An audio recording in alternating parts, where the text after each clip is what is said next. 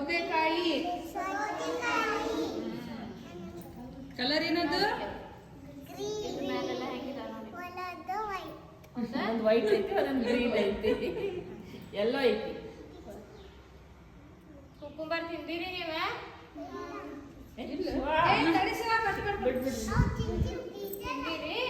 ನೀವು ತಿನ್ಬಾರ್ದು, ಈಗ ಟೀಚರ್ ಎತ್ಕೊಡ್ತಾರೆ ಈಗ.